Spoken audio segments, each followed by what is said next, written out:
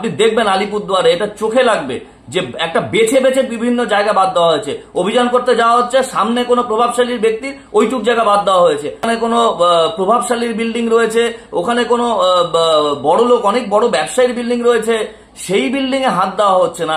বেছে বেছে গরিব মানুষের এই কষ্টার্জিত অর্থের টাকা দিয়ে যারা রাস্তায় করেছেন, ওই ফর্সা কালো খাটো লম্বা এই বিভেদ যদি প্রশাসনের পক্ষ থেকে হয় এটা দুর্ভাগ্যজনক। আর একটাই প্রশ্ন, যে মানুষগুলো বন্ধন থেকে টাকা লোন নিয়ে একটা ছোট্ট গাড়ি বসিয়েছেন, চা বিক্রি করছেন, কেউ দুটো চপ বিক্রি করছেন, দিনের শেষে আমরা তাকে আয়ের কোনো জায়গা দিতে পারি না। তারা একটা কোনোভাবে ক্ষুদ্র একটা লোন নিয়ে তারা করেছে, তার গাড়িটা কোনো সময় মুখ্যমন্ত্রীকে বলেছে নাকি রাস্তা দখল মুক্ত করতে, ফুটপাত দখল মুক্ত করতে বলেছেন। ফুটপাত দখল মুক্ত, ফুটপাতের ঠিক বাইরে একটা চায়ের দোকান বা একটা চপের দোকান বা একটা দোকান সে বসেছে, তাকে জবরদখল মুক্ত করতে হবে, এটা সাধুবাদযোগ্য, এ নিয়ে কোনো দ্বিমত নেই। কিন্তু তাকে 2 ঘন্টা সময় দেওয়া যেতে পারতো। বুলডোজার দিয়ে দুমড়ে মুচড়ে গাড়িটাকে ভেঙে দিয়ে নিয়ে যাওয়া হচ্ছে বিভিন্ন জায়গায়। দেখা গেল এই যে অমানবিক একটা দৃশ্য করা গেল, ঠিক তার পাশে একটু এগিয়ে গিয়ে দেখা যাচ্ছে ওখানে কোনো নেতার বিল্ডিং রয়েছে। ওখানে এটা নিয়ে বারবার বলছি যে 2 ঘন্টা সময় দেওয়া যেতে পারতো।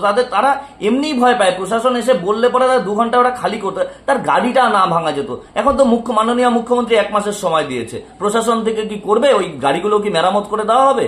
এটাই আমার প্রশ্ন। তারা কিন্তু ক্ষমতা চাইলেও আজকে কিন্তু ফেরত আসবে না।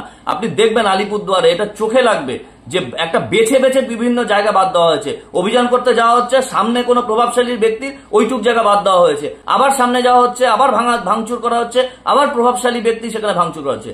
আর আরেকটা, ব্যবসায়ীরা অনেক কষ্ট করে এই জায়গাটা, ব্যবসায়ীরা রাস্তার পাশে দাঁড়িয়ে অনেক ভালো কাজও করে। এই যে টিনের শেডগুলো ফুটপাতের উপর রয়েছে, সেগুলো কেন ভাঙা হচ্ছে? সেই টিনের শেডের নিচে বৃষ্টির দিনে পথচারীরা এসে আশ্রয় নেয়, সেখানে রাস্তার যে গরু কুকুরগুলো বৃষ্টির সময় তারা সেখানে আশ্রয় নেয়, বাজ পড়লে সেখানে মানুষ এসে আশ্রয় নেয়।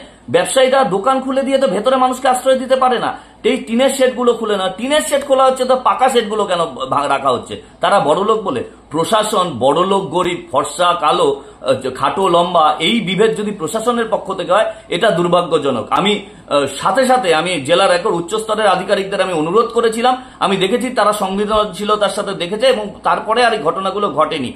অবশ্যই ঘটনা ঘটা উচিত, কিন্তু এটা ভীষণ দুর্ভাগ্যজনক। মুখ্যমন্ত্রী তো আমার খুব ভালো লেগেছে তিনি যখন বলেছেন যে আমি কাউন্সিলরদেরকেও গ্রেপ্তার করতে বলবো যদি অনৈতিক কাজে লিপ্ত থাকেন। আপনারা দেখেন যে ডাবগ্রাম ফুলবাড়ির সেই শাসক দলের ব্লক সভাপতিকে তিনি গ্রেপ্তার করিয়েছেন। তো এটা তো তার সদিচ্ছার, আমি এটাতে কোনো সন্দেহ, সবকিছু তো রাজনৈতিক বোঝা ঠিক নয়। আবার এটাও বলবো, আলিপুরদুয়ারে আপনি যদি বর্তমান কাউন্সিলরদেরকে আঙুল তোলেন, আলিপুরদুয়ারের জলাশয় কিন্তু এই বর্তমান কাউন্সিলরের সময় দখল হয়নি, দীর্ঘদিন ধরে কয়েক দশক ধরে চলছে, কেউ ধোয়া তুলসী পাতা নয়। আর একটা তার নিজস্ব এলাকায় জনপ্রতিনিধি, তাকে ভোট দিয়ে মানুষ জেতাবে, সেই জনপ্রতিনিধির দায়িত্বের মধ্যে পড়ে এই এলাকাকে সংরক্ষণ করা, ওই এলাকার পরিবেশ, ওই এলাকার সামাজিক এবং আইন কানুন সমস্ত কিছু দেখা।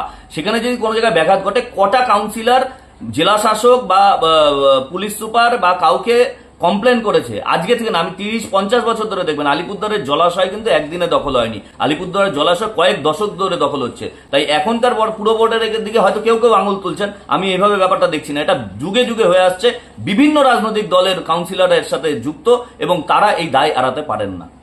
আলিপুরদুয়ার শুধু তো নয়, মাননীয় মুখ্যমন্ত্রী সারা রাজ্যে তো ভালো ফল হয়েছে, সেখানেও তো এই কাজ করা হচ্ছে। আমি কাজটাকে এই জবরদখল হয়ে থাকবে এটাকে সমর্থন কেউ করতে পারি না, জবরদখল মুক্ত করা হবে। কিন্তু আমি তার অ্যাটিটিউডটা নিয়ে আমি বলছি যে সেখানে আইন যেন সবার জন্য সমান হয়, কোনো বৈষম্য না থাকে, গরিব মানুষকে একটু সংবেদনশীলতার সাথে যেন দেখা হয়। তারা বাঁচার অধিকার তাদেরও রয়েছে, তাদেরকে একটু অন্যভাবে বাঁচতে দিতে হবে। তাদেরকে বাঁচার জায়গাতে মানে মানুষের জন্য যেমন আইন, তেমনি আমাদের এটা মনে রাখতে হবে আইনের জন্য কিন্তু মানুষ নয়, মানুষের জন্য আইন। এটা মাথায় রেখে যদি সমস্ত জায়গায় একটা মানে আমার ব্যবস্থা গ্রহণ করা হয়, তাহলে আমার মনে হয় সবাই এই প্রস্তাবে, আমরা নিজেরা ফেসবুকে প্রথম দিন একে অভিনন্দন জানিয়েছি, সাধুবাদ জানিয়েছি, কিন্তু আমার মনে হয় কোনো জায়গায় ইমপ্লিমেন্টেশন বা অ্যাপ্লিকেশনের ক্ষেত্রে কোনো জায়গায় সমস্যা হচ্ছে।